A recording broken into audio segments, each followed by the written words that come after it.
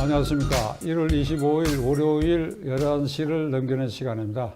오늘도 장기표 대표가 출연하셨습니다. 이렇게 나와주셔서 대단히 감사합니다. 예, 감사합니다. 예. 지난 일주일을 달군 여러 뉴스 가운데 우리를 아주 언짢게 하는 것이 현직 법무차관 이용구, 이 이용구 씨는 윤석열 검찰총장 징계 처분의 주역으로 그 징계 처분 위원회가 열리기 직전에 차관으로 기용된 사람, 작년까지는 법무실장을 있었던 사람인데 이 사람이 법무실장을 그만두고 차관 기용되기 그 어간에 이 택시를 타고 이 택시기사를 폭행했다 하는 사건이 경찰에서는 폭행한 사실이 없다, 그리고 합의가 됐다 이렇게 덮었는데 최근에 폭행한 동영상이 지난주에 나타났습니다. 이게 법무차관이 이쯤 되면 사의를 표명해야 되는데 오늘 아침까지도 문제가 있습니다. 이거 법치주의를 완전히 파괴한 행위인데 장 대표가 한번 일격을 하시죠. 예. 그 방금 말씀하신 대로요. 그냥 단순 폭행이 아니고 운전기사가 운행 중에 폭행을 했을 때는요. 특별범죄 가중처벌법에 의해서 특가법이 적용되게 돼 있고, 이것은 피해자와 가해자가 합의를 해도 이는 재판을 회부하게 되어 있습니다. 가해자가 화해를 해도 이거는 무조건 하고 이거는 사법 처리하게 되어 있는데, 서초경찰서에서 이거를 지금 블랙박스도 못 찾았다 이래가지고 무혐의 처리했는데, 이게 지금 지난 11월 달에 일어난 사건인데 12월 달에 이 조선일보가 이걸 취재를 해가지고 보도를 한 다음에 이게 지금 운전기사가 다시 그걸 그 블랙박스 복원하는 데 가지고 복원을 해가지고 영상물이 말하자면 폭행하는 장면이 찍힌 영상물이 다 나왔습니다. 나오는데 이거 뭐 자세한 내용은 이미 보도를 통해서 많이 나와 있는데 제가 몇 가지 문제점을 말씀드리면, 이 정도 되면 당장 사퇴해야 됩니다. 그 다음에 이 사람이요, 이 돈을 주고 택시 기사 보고 입 다물어 달라 이런 또 부탁까지 했습니다. 부탁까지 했다는 것도 다 드러났습니다. 이용구 씨도 문제지만은 이 경찰서가 더 문제입니다. 동영상을 발각이 돼 가지고 이 수사 경찰관한테 제시를 하니까 보고 나서 이건 안 본 걸로 하겠다 이렇게 했습니다. 근데 이거를 지금 뭐 해설하는 데는 그 담당 경찰관이 스스로 자의로 판단해서 그냥 합의도 됐고 하니까 무혐의 처리한 건지 아니면 상부에서 뭔가 보고를 해가지고 했는지 이게 지금 의문이 되고 있는데, 이것은 경험치라는 게 있지 않습니까? 너무나 이는 상부에 보고해가지고 또 다른 곳으로부터든지 아니면 이용구 씨로부터든지 뭐 압력을 받든지 청탁을 받든지 뭔가 종용을 받아가지고 이걸 무혐의 처리했다고 하는 것은 그냥 상식적으로 너무나 당연한 일입니다. 단 이거 하나는 있습니다.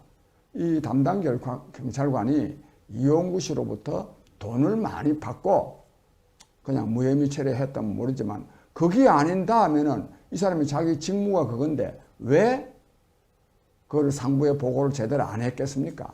그 다음에 이 서초경찰서장은 이 경찰청으로 영전해 갔다 그러네요. 즉 이런 등으로 봐서 이 사건은 정말로 권력청이 개입해가지고 이걸 무혐의 처리한 게 명백하고, 그 다음에 또 알려진 바에 의하면은 이 이용구 씨는 문재인 대통령의 총애를 받는 사람이랍니다. 그게 법무부 법무실장도 하고, 이용구 씨는 비록 법무부 차관이지만 이 사람은 이 권력의 실세라고 하는 것을 알 수 있습니다. 이걸 지금 깔아뭉개고 있습니다.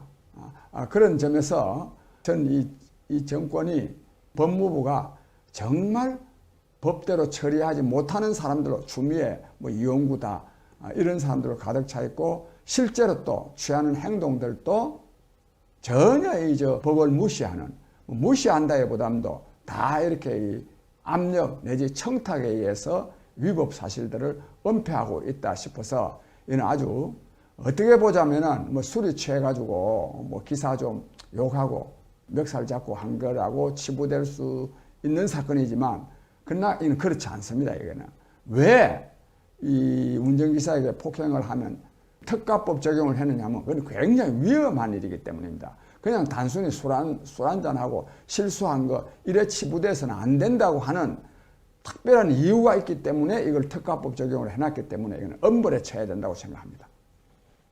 폭행죄에 대해서는 이제 단순 폭행일 경우에는 피해자가 처벌을 희망하지 않는다 그러면 처벌 못해요. 이른바 피해자 의사에 반해서 처벌할 수 없다. 반의사 불벌죄라고 하는데 이 경우는 두 가지 법률이 있어요. 야간에 폭행했을 때는 피해자가 처벌 희망하지 않는다 하더라도 폭력이 처벌법이 있고, 근데 그것보다 한 단계 더 높은 게 특가법입니다. 그 특가법에 운전 중 또는 운행 직후, 그러니까 승객이 내리고 타고 하는 이 과정에, 가령 엔진이 꺼졌다 하도 내리는 이 과정에 폭행은 특가법으로 처벌하도록 되어 있거든. 그러니까 이 경찰의 문제는 이 사건이 이 경찰 지휘부와 고위 경찰관들이 명심해야 할 게 두 가지인데, 뭐 수사 기법도 문제지만은 이 법에 대해서, 처벌법에 대해서 철저한 교육을 시켜야 돼요. 이게 전 보도는 운전기사가 처벌 희망하지 않으니까 그냥 덮었다고 하는데, 이걸 이제 특가법도 있고 폭행의 처벌법도 있다고 하는 거, 이거 기본 교육이 안 된 사람들이 이 수사를 담당하고 있다. 그게 지금 금년부터 상당한 수사권이 경찰에 넘어갔는데, 그럼 이 경찰을 국민들이 믿을 수 있겠느냐 하는 의문을 던지는 사건이기 때문에 이건 즉각 검찰이 이용구 씨를 입건하고 담당 경찰관도 직무에 관한 범죄로 입건해서 처벌해야 할 사안은. 자, 그건 그렇고, 또 지난주에 이제 우리의 관심을 끈 것은 노무현 재단 이사장 유시민 씨입니다. 유시민 씨가 1년 전에 이 대검찰청 반부패 수사부, 그러니까 과거의 중수부인데 그 부장이 한동훈 검사장인데, 거기에서 노무현 재단의 그 회계 장부 일체를 은행의 입출금을 비롯해서 이걸 들여다봤다. 그리고 아마도 이사장은 내 것도 들여다본 것 같다. 여기서 1년 내내 검찰 공격 자료로 삼다가 지난 주일에 항복을 했어요. 내가 잘못 얘기했다. 이렇게 된 사태인데, 이거 장 대표가 참을 수 없는 일 아닙니까, 이게? 예, 이게요. 유시민 씨가 계좌 추적 혐의가 있는 것 같아. 이런 정도가 아니었습니다. 말할 때 한동훈 검사장을 찍어가지고 말했습니다. 반부패부의 한동훈 검사장이 노무현 계좌도 추적하고 자기 것도 추적했다. 이렇게 찍어가지고 말했습니다. 그런데 이 문제는 만약에 이게 아는 경찰관이든지 아는 또 검사든지 또 아는 은행 직원이든지 이래가지고 아마 그런 것 같다. 이런 말을 듣고 한 게 아닙니다, 이게. 만약에 그런 말을 듣고 한 것이라면 지금이라도 그걸 밝혀야 됩니다. 말을 듣고 이걸 주장한 게 아니고, 그야말로 당시 그 반부패부가 조국 사건 조사하고 그러니까 이거를 흠집내는 정도가 아니라 이걸 무력화시키기 위해서 한동훈 검사장을 찍어가지고 말한 거기 때문에 이는 보통 고의성이 있는 게 아닙니다. 근데 이분이 그럼 왜 그러면 이거를 자백을 했느냐? 그것도 문제입니다. 시간이 지났기 때문에 자백한 게 아니라 이거 지금 검찰이 지금 조사하고 있습니다. 지금 수사에 들어가니까 검찰 수사를 통해서 어차피 밝혀질 거니까 유시민 씨가 지금 자백한 겁니다.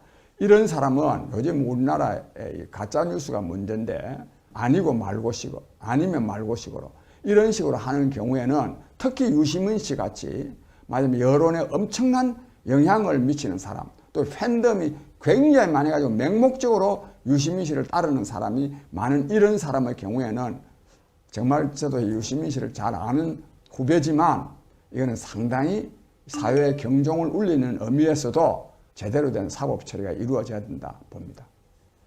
검찰이 노무현 재단의 회계 장부를 들여다봤다.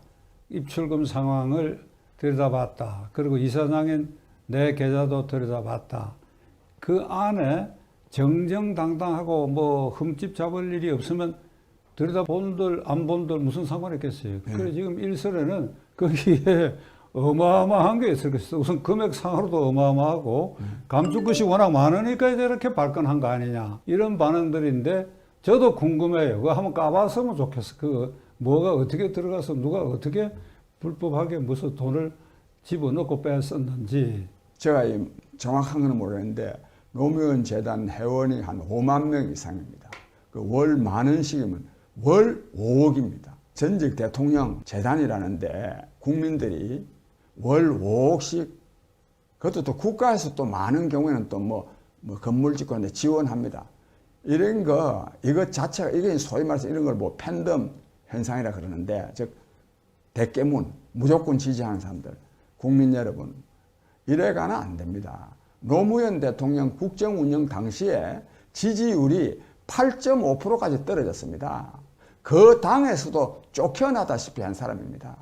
그런 사람인데 그 사람이요, 부정부패에 연루돼가지고 죽었다는, 즉 비운의 죽음을 맞이했다는 그에 대한 동정심 때문에 노무현 정신 개성하자, 거기에다가 뭐 한 달에 5억씩이나 넣고, 이런 국민 수준 가지고는 우리나라가 잘 될 수가 없다고 생각합니다.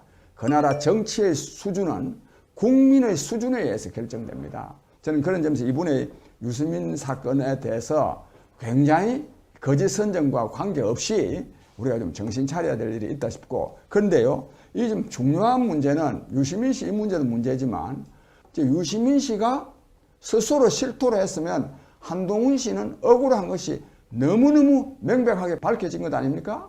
또 그 전에도 이미 밝혀졌습니다.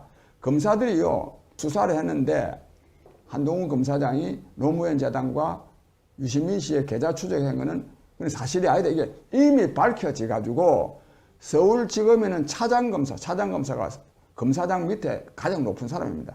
두 사람이나 이성윤 지검장한테 이는 무혐의 종결돼야 됩니다 라고 말을 해도 이성윤 씨가 이걸 결재를 안 합니다. 오늘 아침 보도에 의하면 이 한동훈 검사장에 대한 이 무혐의 처리 결재를 하지 않으려고 출근도 안 했답니다. 이런 나라입니다, 이게. 명색이 서울중앙지검장이 그 밑에서 딱 조사해가지고 또 본인 당사자, 유시민 당사자가 사실이 아닌 것을 말했다고 했는데도 지검장이 무혐의 결재를 안 하는 이런 나라에게 대한민국이 법치국가입니까, 이게? 또 이런 사람을 또 단 하룬들 가장 중요한 서울지방검찰청 검사장 자리에 저는 두어서는 안 된다, 이렇게 생각하고, 왜 이러느냐?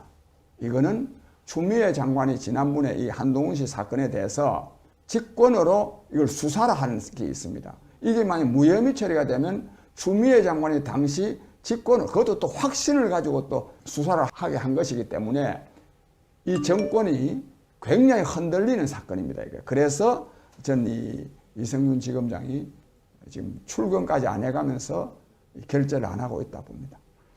출근 안 하고 결재 안 하는 게 아니라 이미 보도된 바에 의하면 2달가량이 돼요. 예. 그 밑에 실무자들이 100쪽의 불기소장을 써가지고 최종 결재란이 검사장이 결재하면 불기소 확정되고 당사자에게 통보되고 발표가 되는데, 이게 추미애 장관이 한동훈이가 채널A와의 검언 유착의 주범이고 증거는 차고 넘친다 그랬어요. 네. 국회에서 손짓을 이렇게 차고 넘친다고 했는데, 차고 넘치는 게 아니라 혐의가 없다고 하는 게 이미 판명된데도 검사장이 결재를 미루는데, 그 밑에 검사들이 전부 일제히 검사장님이 결재하라고 하니까 오늘 오전에 어찌 될는지 모르겠는데, 이 사태는 문재인 대통령 입장에서는 중앙지검 이성윤 검사장이 그 경희대학교 출신, 경희대학 직계 후배고, 과거에 노 대통령 밑에 민정비서 수석비서관 할 때 그 밑에 행정관으로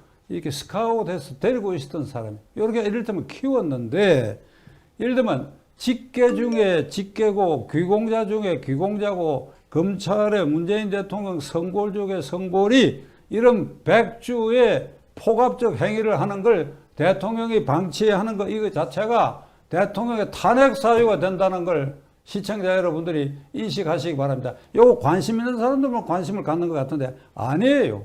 지금 벌어지고 있는 일 보세요.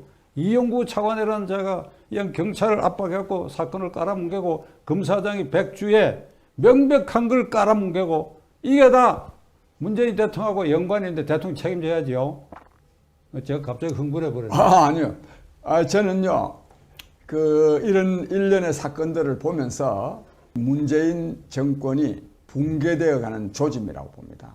한 1년 전만 하더라도 조국이 사건 때 이런 때 얼마나 어거지로 그냥 덮었습니까? 그때 분위기였기 때문에 유시민 씨 같은 사람들도 저렇게 말을 했습니다. 이제는 안 통합니다. 이제는 하나하나 이게 다 드러나게 돼 있습니다. 그런 점에서 이 문재인 정권이 지금 붕괴되어 가는 거고, 이와 관련해서 제가요, 전북대학교 강준만 교수 아니십니까? 강준만 교수가 지난번에는 권력은 사람의 뇌를 바꾼다는 책을 낸 데 이어서 사가지 없는 정치를 냈습니다. 이 사가지 없는 이 진보가 말하자면 정치를 망치고 있다, 이런 뜻인데, 그걸 보니까 문재인, 유시민, 추미애의 내로남불 발언들이 쫙 정리가 되어 있습니다. 이게 지금 뭐 시중에서 지금 팔리고 있으니까 이런 일들이 다 폭로되면서 이 문재인 정권이 저는 붕괴되어가는 상황에 있다, 이런 생각을 합니다.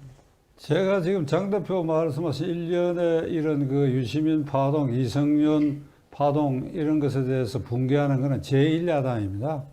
이게 조자룡이 헝칼 쓰듯이 썩은 무자루 자르듯이 얼마든지 그냥 둘러매칠 수 있는 이런 호재인데도 이게 야당에 있는지 없는지 이게 오늘 아침까지도 말이지, 지난 주말에 김종인 주호영 원내대표가 뭘 생각하고 있는지 정말 답답한데, 야당 얘기 끝에 장 위원장은 이제 부산 쪽 사정을 잘 아시고 물론 서울 사정 잘 아시는데 지금 부산 분위기가 아주 나빠졌다고 듣고 있어요. 네. 관변 여론조사 기관에도 그렇고 부산시장 선거가 떼놓은 당상이다, 국민의힘당은. 그런데 그게 아니다, 이런 분위기가 전해지고 있다는데 어떻습니까? 예, 지금요, 한 보름 내지 한 달 전에는 부산은 무조건 하고 뭐 야당, 말하면 국민의힘당 후보가 당선되지 않겠나 하는 이런 분위기였는데 지금 확 이게 바뀌고 있습니다. 지난주에 민주당 지지율은 물론 여론조사상이지만은 한 6% 정도가 오르고 국민의당 지지율은 부산에서 11%가 빠졌습니다. 그런데 지금 부산 분위기가 바뀌는데, 제가 생각할 때 그 바뀌는 이유는 뭐 꼭 옳은 건 아니지만, 첫 번째는 이 신공항 문제, 또 그 외에 또 부산을 발전시킬 여러 가지 대형 프로젝트들을 여당인 민주당이 집중적으로 좀 내놓고 있습니다. 그런데요, 이 국민의힘 쪽에서는 그에 대해서 아무 말도 제대로 못하고 있습니다. 말을 안 한 것은 아니지만 국민의힘 쪽에서는 지금 후보가 지금 뭐 열 몇 명이 나와가지고 난타전을 하고 있습니다. 그것도 별로 뭐 정책적인 것도 아니고 무슨 사생활 같은 거 뭐 이래가지고, 그러니까 이게 전체적으로 볼 때 뭐 민주당은 뭔가 좀 부산시의 발전과 관련해서 뭔가 좀 활발하게 좀 활동을 하는 것 같은데, 국민의힘당에서는 그런 거 놓고 내부 싸움이나 하고 있는 이런 모습으로 비치는 것이 국민의힘에 대한 지지율이 떨어지는 것이 아닌가 싶고, 또 중요한 것은 부산시장 선거 얼마나 중요합니까? 이 당 지도부가요, 총력 경주해야 됩니다. 그런데 부산에 민주당에서는 이낙연 대표나 뭐 이런 사람들이 부산에 가고 막 이러는데, 국민의힘 당에서는요, 김종인 대표나 이 사람들이 부산에 제대로 가지도 안 합니다. 더더욱 또 이 주호영 대표는 또 신공항 반대하는 입장이니까 또 가기도 어렵고, 이래서 지금 이 부산시장 선거의 판세가 굉장히 국민의힘 쪽에 불리하게 지금 전개되고 있다고 합니다. 이에 대해서 국민의힘이 제대로 대처하지 못한 결과다, 그렇게 봅니다. 서울시장, 부산시장 보궐선거는 각기 그 민주당 시장의 성추행 사건으로 보궐선거가 있게 되니까 당헌 당규상 귀책 사유가 자당 후보에게 있으면 후보를 낼 수 없다 하는 당헌 당규를 개정을 했죠.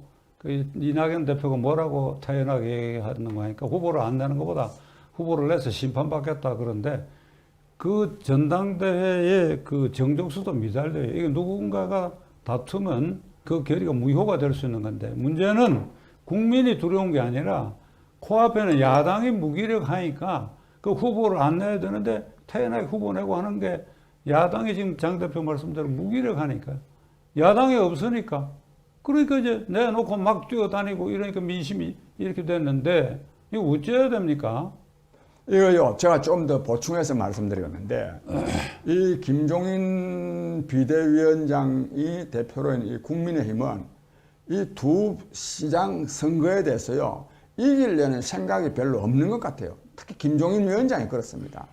우선요, 이게 정말 이 선거가 중요한데, 지난 1월 5일 날 9시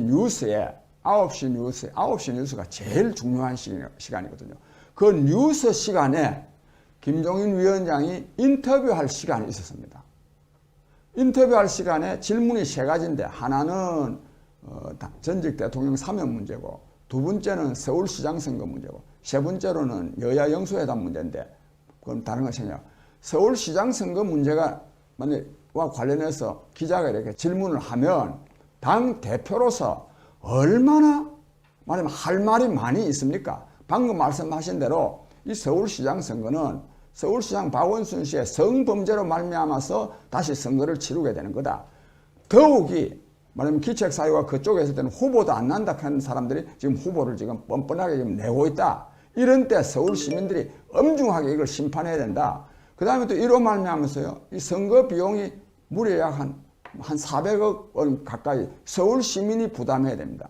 이런 데 대해서 서울 시민이 어떻게 집권 여당 후보를 찍겠느냐. 이렇게 좀 선거운동 할 수 있는 절호의 기회인데요. 그런 말씀 하나도 안 하는 거예요. 이런 분이 도대체가 야당 대표를 맡고 있어가지고 어떻게 우리가 이 문재인 정권의 폭정을 종식시키고 다음에 집권을 하겠느냐. 저는 이런 의문을 제기한 일이 있는데, 아까도 말씀드린 부산시장 선거. 부산시장 선거도 떡 전에 가가지고 제대로 된 후보감이 없다. 서울시장도 그 전에 그랬습니다. 이러니까 당 대표라는 사람이 서울시장 후보감이 제대로 없다느니, 또 부산시장도 마찬가지고, 그 다음에 또 안철수 후보도 야권의 유력한 후보입니다. 그런데 그 안철수 씨를 완전히 무시하고 있습니다. 이런 것들로 봐서 국민들이 어떻게 판단하겠습니까? 이 야당 이것들 정말 뭐 서울시장 된들 뭘 이래가 잘하겠나 하는 판단이 들지 않겠습니까? 저는 그런 점에서 김종인 위원장의 가장 큰 책임이 있고, 또 이러한 김종인 위원장을 그대로 두는 국민의힘에도 중대한 책임이 있다고 봅니다.